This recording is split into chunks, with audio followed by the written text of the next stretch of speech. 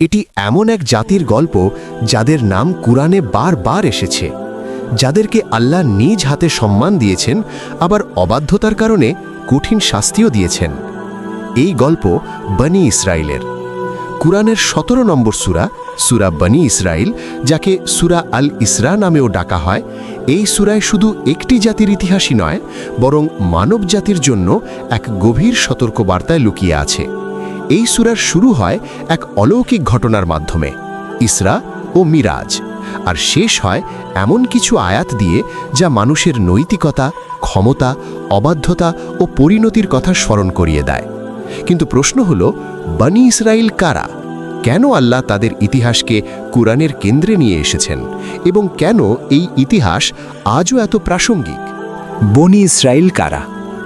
Israel কোনো দেশের নাম নয়। ইসরায়েল হলো একজন নবীর উপাধি। এই নামটি এসেছে হজরত ইয়াকুব আলাহিসাল্লামের থেকে। হজরত ইয়াকুব আলাহিসাল্লামের আরেক নাম ছিল ইসরায়েল, আর তার বংশধররাই পরিচিত হয় বনি ইসরায়েল, অর্থাৎ ইসরায়েলের সন্তানেরা। এই জাতি শুরু হয় নবীদের পরিবার থেকে। ইব্রাহিম আলাহিসাল্লাম, ইসহাক আলাহিসাল্লাম, ইয়াকুব আলাহিসাল্লাম, তার 12 পুত্র।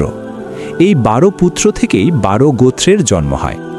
একসময় এই জাতি আল্লাহর প্রিয় বান্দা হিসেবে পরিচিত ছিল।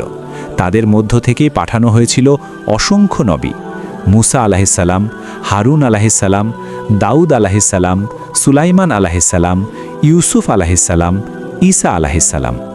কিন্তু ইতিহাসের মোড় ঘুরে যায় যখন এই জাতি বারবার আল্লাহর নির্দেশ অমান্য করতে শুরু করে। সূরা বনি ইসরাইল কেন নাজিল হলো? সূরা বনি ইসরাইল নাজিল হয় মক্কি যুগে, এমন এক সময় মুসলমানরা দুর্বল, নির্যাতিত, সামাজিকভাবে বয়কটের শিকার। ঠিক সেই মুহূর্তে আল্লাহ এই সূরায় তুলে ধরলেন এক শক্তিশালী জাতির ইতিহাস, যারা ক্ষমতা পেয়েও ধ্বংস হয়ে গেছে। এটা ছিল একটি স্পষ্ট বার্তা: ক্ষমতা, জ্ঞান, নবী কিছুই টিকবে না যদি অবাধ্যতা থাকে।